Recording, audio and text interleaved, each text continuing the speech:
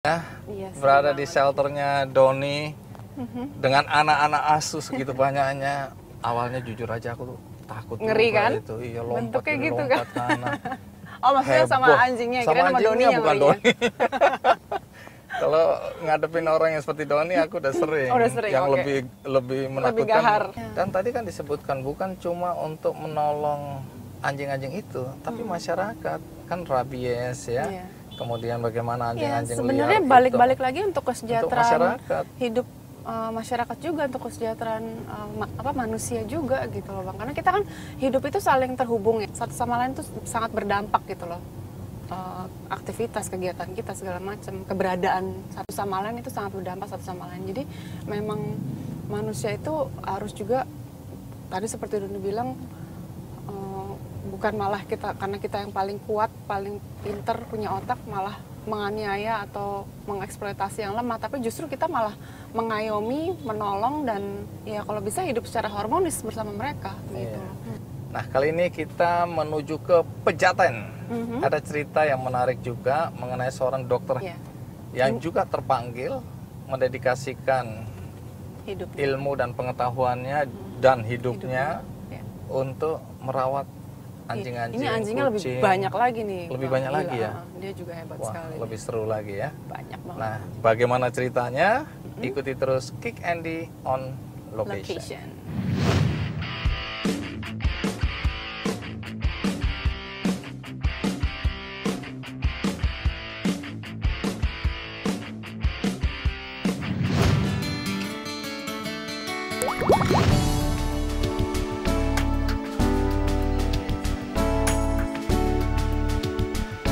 Dr. Susana Somali, SPPK, adalah seorang dokter spesialis patologi klinik.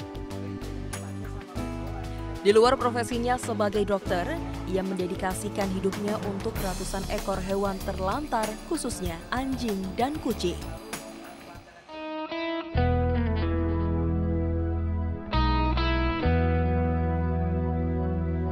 Wanita berkelahiran 31 Oktober 1965 ini memiliki keseharian merawat kucing dan anjing yang terlantar di shelter hewan miliknya yang berada di Pejaten, Jakarta Selatan. Saat ini, Pejaten Shelter merawat sekitar 700 anjing, sedang ratusan kucing, puluhan kera, dan musang ditempatkan di rumah Dr. Susan.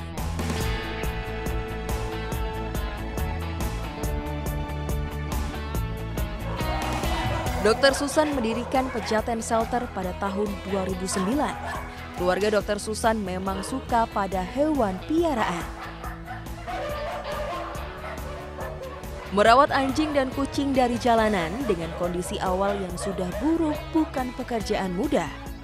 Untuk memenuhi kebutuhan dasar mereka, khususnya anjing, perlu biaya besar.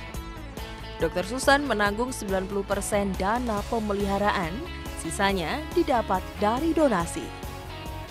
Meski harus berkorban waktu, tenaga, dan biaya, namun kegiatan merawat hewan yang terlantar ini merupakan panggilan jiwa, sehingga Dr. Susan melakukannya dengan sepenuh jiwa.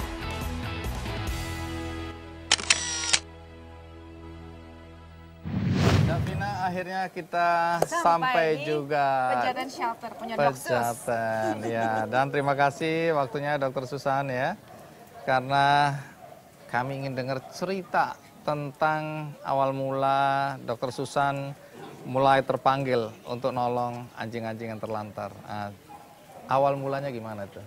Kalau nolong anjing sih, saya sudah dari kecil ya. Sejak saya sadar mulai ada binatang lain, ada makhluk lain di dunia ini. Anjing yang di jalan memang saya tangkap. Kebetulan kita ada rumah di perbatasan antara Bandung dengan Lembang. Jadi saya bisa taruh anjing di situ. Kalau pejatannya sendiri, sebetulnya kita bikin bangunan kecil yang sebelah sana. Yang sekarang itu untuk sekitar 70 anjing yang saya kebetulan rescue. Tapi nggak seperti sekarang rescue itu. Rescue misalnya saya jalan dari rumah sampai RSCM. Nah itu ada anjing, Tentunya yang Taman Lawang saya nggak bisa ambil terlalu banyak. Sesuai yang hari itu bisa saya tebus aja kalau Taman Lawang. Oh, yang dijual-jual itu ya? Iya, itu dulu sepanjang saya sekolah. Kalau lainnya yang saya temu di jalan aja. Tapi nggak bisa sebanyak, nggak langsung sebanyak ini. Ketemu di jalan, kemudian dibawa pulang? Dibawa pulang. Lalu siapa yang merawat? Saya sendiri waktu itu. Tapi nggak banyak, setahun saya dapat 1 apa 2 gitu. Ya. Tapi itu lama-lama awal mulanya ya? awal mulanya lama-lama 70 ekor. Astaga. Rasanya di rumah waktu itu terlalu sempit untuk 70, jadi saya mulai bikin bangunan kecil di situ. Untuk Di tempat ini, mulai di dari tempat situ ini, ya? dari situ dulu. Terus? Waktu itu Racing Fund pengumpulan dana mudah, karena orang belum banyak yang tahu ada kegiatan ini. 1 minggu waktu itu terkumpul sekitar 80 sampai 100 juta. Waktunya cuma 7 hari. Berdiri bangunan, beli dog food dan sebagainya. Tapi dengan berjalannya waktu, uangnya tidak bisa bertambah cepat, donasi tidak bisa bertambah cepat, Sementara? tapi anjingnya bertambah banyak. Sama selalu kasusnya. Kasusnya sama ya, kecepatan pertambahan anak asuh Nggak berbanding sesuai dengan dengan donasi. nggak akan sesuai. Nggak Jadi sesuai. memang bukan donasi yang penting. Jadi saya akhirnya harus mandiri. Ya akhirnya saya memberikan dana akhirnya. Donasi itu bisa sesaat 1-2, tapi kan tidak bisa kita tunggu donasi itu datang. Kalau mereka sakit, mereka harus operasi, saya harus bikin bangunan, tidak bisa saya tunggu donasinya dulu, itu tidak. Anjing-anjing yang ditampung di sini itu biasanya kasusnya apa aja nih? Atau ada kasus yang paling unik? Hampir nggak ada yang unik ya, karena semua juga unik. Tapi sekarang nomor HP saya itu kan sudah sangat Hotline ya, Dok? hotline, udah go public. Hotline. Terus saya bisa matiin nomor itu. Tapi saya pikir saya kasihan sama binatangnya masih. Ya walaupun yang SMS itu bisa bikin sedih karena kalimatnya itu nggak wajar kadang-kadang. Jadi semua kasus hampir sama. Tidak Apa ada. misalnya kasus-kasus itu apa? Yang paling banyak membawa anjing ke sini itu masalah ekonomi sebenarnya. Mereka udah Ketika tidak pemiliknya mampu itu- memberi makan lagi. Karena beranak, Iya. terus atau secara ekonomi mereka kehilangan pekerjaan atau perceraian. Kalau perceraian apa? Kan biasanya yang ngasih ongkos suaminya, atau yang sayang istrinya, atau kembali ke rumah asal orang tuanya, yang tadinya nggak senang binatang, terpaksa mereka buang. Tapi paling tinggi memang perceraian, masalah keluarga. Paling banyak paling banyak biasanya masalah keluarga.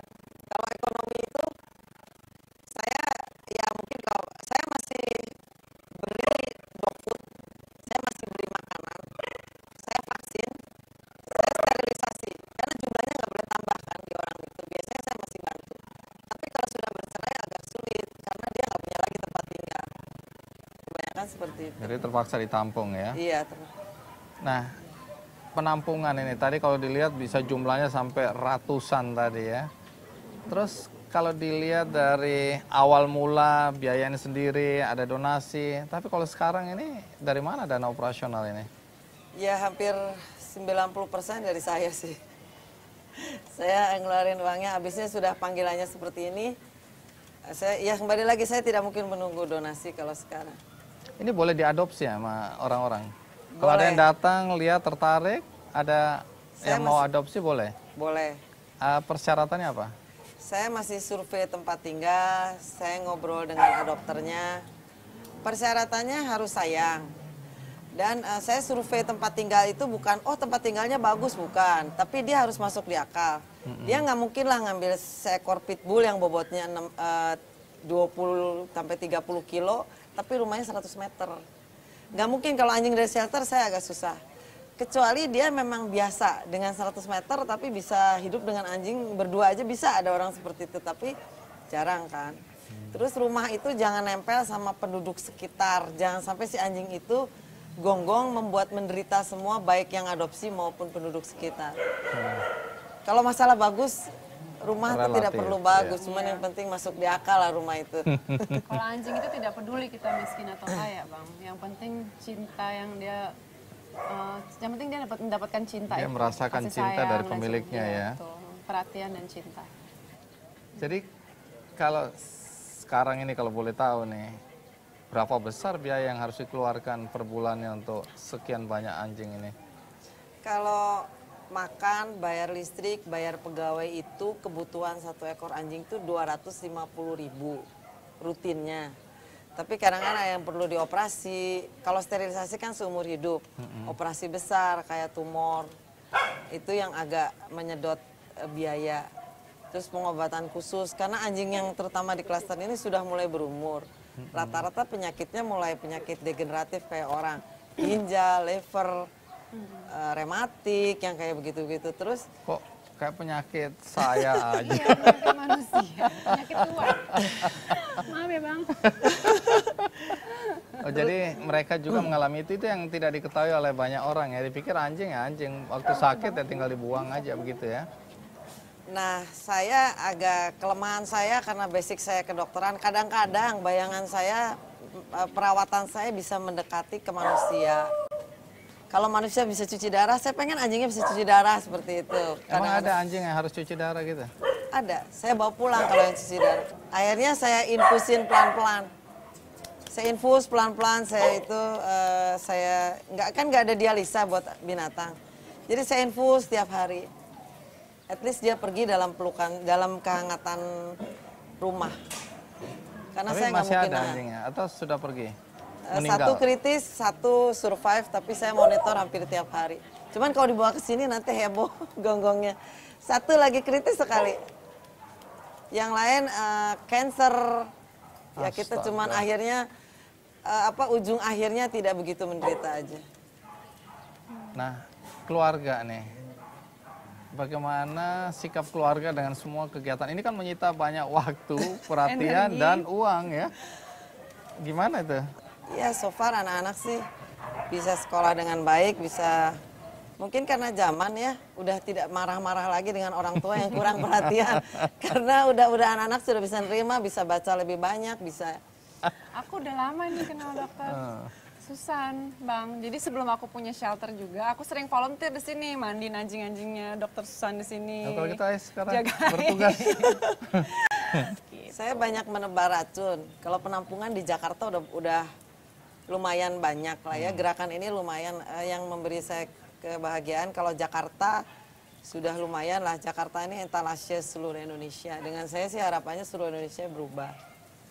Jadi nebar racunnya, racun apa yang ditebar ini? Banyak orang bikin penampungan. Semoga Nebar semakin cinta banyak dong, orang Bang. juga peduli gitu ya. Iya.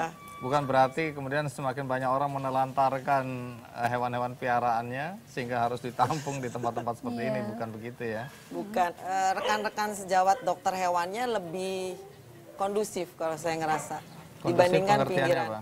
Mereka lebih baik sama kita yang disebut rescuer atau shelter atau penyayang seperti ini. Lebih baik itu contohnya apa?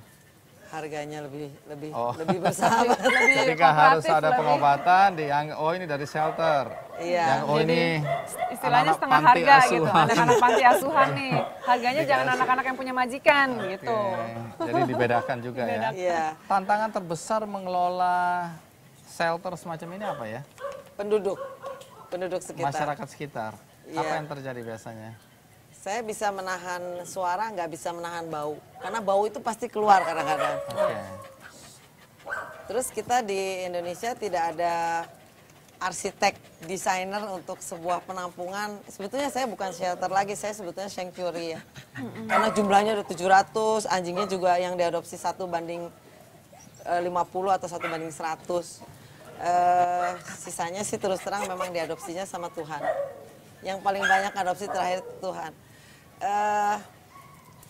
Ini sanctuary sebetulnya. Saya juga kendala tuh tidak ada desain arsitek yang bisa membantu saya. Oh, yang bagus sanctuary itu seperti ini gitu. Karena kita memang apa yang digerakkan saya sama Davina itu kan baru. Kalau kita sih dianggap orang gak waras itu sudah biasa. Karena Tapi aneh. waras kan ya? Waras tapi dianggap gila.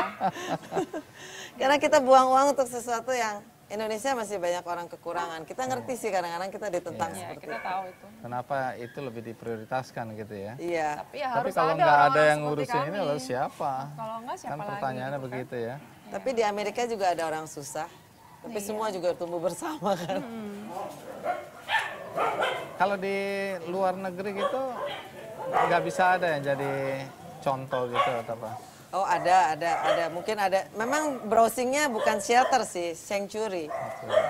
Karena saya juga tidak menerapkan eutanasia kan. Iya. Jadi sampai memang waktunya ajal menjemput ya sudah, tapi Iya. tidak sengaja dibunuh Tidak ya. sengaja. Baik, jadi ke depan kalau mau dilihat dengan kondisi seperti sekarang mau diapakan ini? Apa mimpi yang ingin diwujudkan? Saya pengen pemerintah yang mengambil pekerjaan kita-kita ini. Yang di garis depan tetap pemerintah. Baik dalam undang-undang maupun setiap provinsi harusnya punya penampungan. Di mana pelapor itu ke pemerintah dulu, baru ke orang-orang seperti kita. Jadi pemerintah dulu yang melakukan edukasi, yang lebih banyak maju. Edukasi dari pemerintah itu kita butuh undang-undang. Davina tahu memang ada undang-undangnya, tapi tidak punya kekuatan hukum sama sekali. Nah, Davina yang kan sedang- cerita ya yang sedang diperjuangkan. Apa yang waktu itu diperjuangkan? Iya, jadi hak asasi istilahnya animal rights ya di Indonesia gitu, khususnya untuk satwa domestik. Jadi kemarin kami dibukakan jalan dan kami sempat audiensi dengan Komisi 3 dan 4 karena undang-undang yang sekarang itu sudah tidak berlaku lagi gitu. Undang-undang yang lama undang-undang apa ya? KUHP 302 Iya. itu sudah dari tahun 1960 dan kursnya itu sudah tidak sesuai dengan kurs rupiah sekarang. Anunya sanksinya ya. Sanksinya jadi dendanya seperti Rp4.500. Apalah artinya menyiksa hewan cuma bayar Rp4.500, yang ada kasih 20.000 kembalinya buat Anda deh gitu kan. Nggak ada sanksi jerah, nggak ada efek jerah sama Efek sekali. jerah. Nah, Terus yang diperjuangkan? ya kami perjuangkan adalah kami ingin undang-undang ini direvisi bahwa ada yang melindungi satwa-satwa ini sehingga gerakan kami ini dapat dukungan dari pemerintah. Karena sebagaimana kami mau berkampanye, sebagaimana kami ingin bertindak sendiri, kalau kami tidak mendapat dukungan itu akan percuma. Butuh undang-undang yang bisa diimplementasikan gitu loh untuk mendukung gerakan kami bahwa binatang-binatang ini, satwa-satwa domestik ini butuh perlindungan juga, perlindungan hukum dan ditegakkan. Gitu. Baik. Kalau Dokter Susan, pasti banyak orang nggak bisa mengerti ya apa yang Anda lakukan, Davina lakukan, Doni juga lakukan. Menurut mereka tadi ya, mau dibilang ini orang gila ini. Kemudian mungkin ada orang yang berpikirnya bahwa masih banyak saudara-saudara kita manusia yang juga membutuhkan pertolongan, kenapa harus hewan-hewan ini yang diperhatikan? Kalau ditanya apa kebahagiaan Anda dapatkan dengan mengurus ini? Satu, sudah habis waktu, uang, tenaga, pikiran, belum lagi omongan orang. Lalu apa bahagianya ya? Bahagia itu memang dilihat dari mata orang berbeda. Tapi saya sih memang bahagia. Yang saya tolong tidak bisa bicara. Kalau manusia itu sesusah-susahnya manusia dia bisa bicara. Kecuali orang yang udah gila sekali ya dia itu. Manusia itu pada dasarnya kalau dia berusaha sesusah-susahnya manusia pasti akan masih bisa keluar. Tapi kalau binatang ini tidak bisa bicara sama sekali. Kebahagiaannya susah ya diukurnya. Mungkin kalau lihat mereka sehat, sekalipun meninggal, satu-satunya yang saya ikhlas kalau serangan jantung sebenarnya. Saya udah nggak bisa milih, dia tidur nggak bangun lagi. Sudah selesai yang saya lakukan. Pernah ada yang serangan jantung juga? Sering, dogo saya baru serangan jantung. Cuman saya nggak bisa memberikan tempat lebih baik buat dia. Cuman kalau diadopsi sama orang juga nasibnya mungkin belum tentu. Karena berat badan dia hampir 60 kilo. Siapa yang sanggup memberi makan anjing 60 kilo kan? Daging juga belum tentu.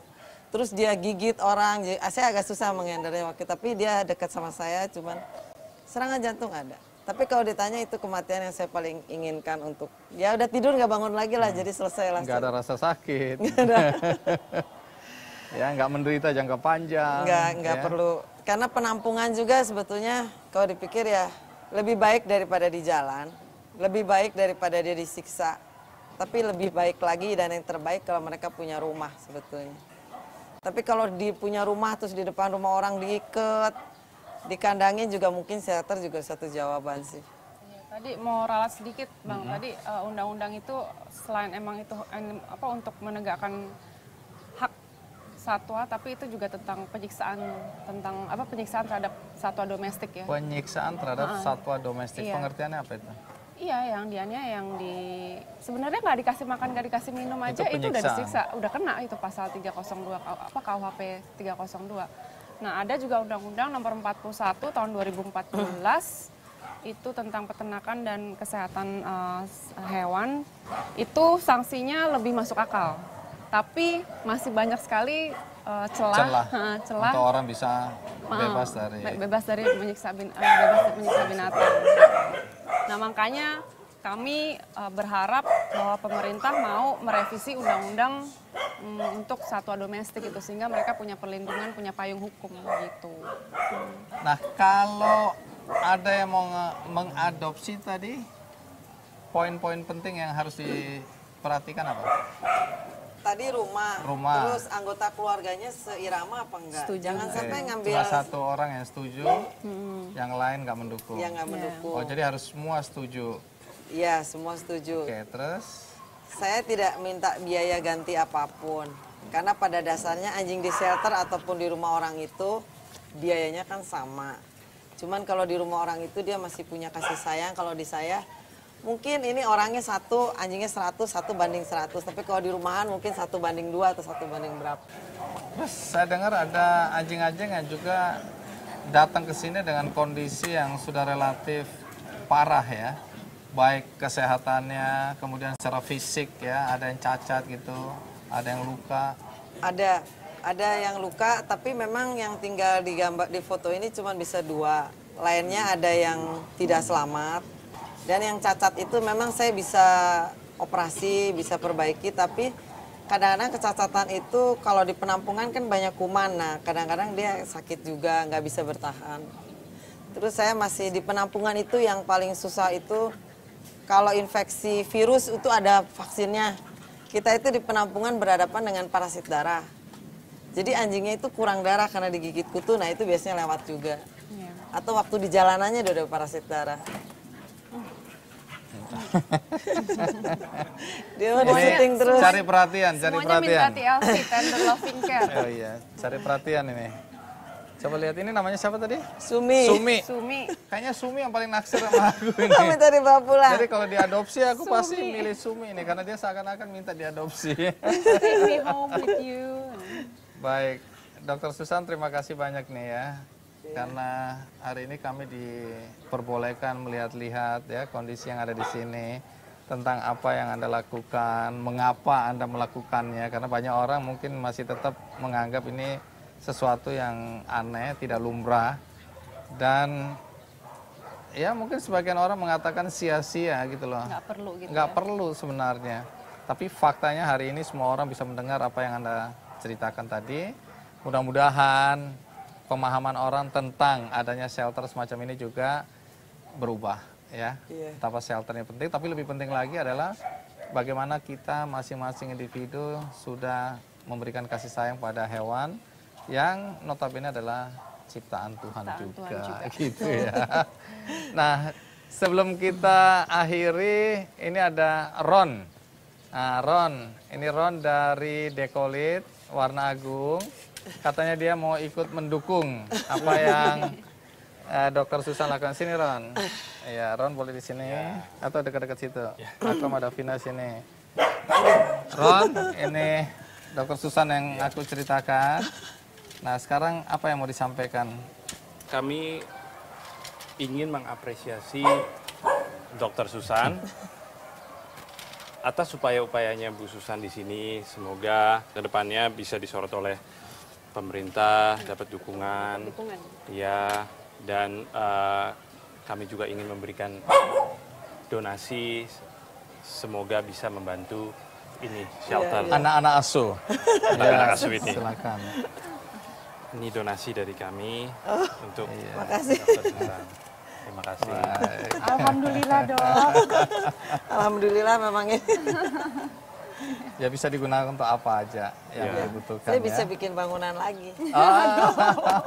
Saya bisa tampung lagi yang masih yang masih belum ini. Terlantar lainnya. Makasih ya. Iya. Saya makasih banget saya bikin bangunan baru. Iya. Kemudian juga kami ingin terima kasih juga ke Davina. Oh, Davina juga dapat dukungan. Punya shelter Karena juga Davina ya. juga punya Terima shelter ya. So much. Iya. Oh my God. Tos dulu dong. Thank you ya. Makasih ya. Makasih ya Pak. Baik, sekali lagi terima kasih Dr. Susan untuk waktunya ya. Ron, terima kasih juga untuk dukungannya ya. Kita nggak lihat angka, tapi kita lihat bagaimana apresiasi dari PT Warna Agung, produsen Dekolit juga untuk memberikan dukungan terhadap apa yang dilakukan oleh Dr. Susan dan apa yang dilakukan oleh Davina. Juga tadi ya, kita udah lihat apa yang dilakukan oleh Doni. Nah, itu tadi cerita mengenai kegiatan orang-orang yang peduli pada makhluk-makhluk ciptaan Tuhan yang sudah ditelantarkan, tetapi di tempat ini kasih sayang itu terasa sekali, ya. Semoga ini bisa menginspirasi siapapun yang menonton acara ini, yang tadinya mungkin tidak peduli, menganggap bahwa hewan peliharaan semacam ini hanya mainan, hanya sesuatu yang karena sudah dibeli atau sudah menjadi milik, sehingga bisa diperlakukan semena-mena. Tapi hari ini kita mendapatkan inspirasi atau cerita yang berbeda. Semoga ini juga mengetuk hati Anda semua yang menonton acara ini. Kalau Anda ingin berdonasi, ingin menjadi relawan, ingin mengadopsi, silakan aja. Dan terakhir, sebelum kita berpisah, saya ingin membagikan satu buku buat Anda penonton di rumah melalui website kickandy.com. Judulnya Making Ideas Happen. Dan ini bisa Anda dapatkan di website kickandy.com. Akhir kata, semoga cerita kali ini bisa mengetuk hati kita semua.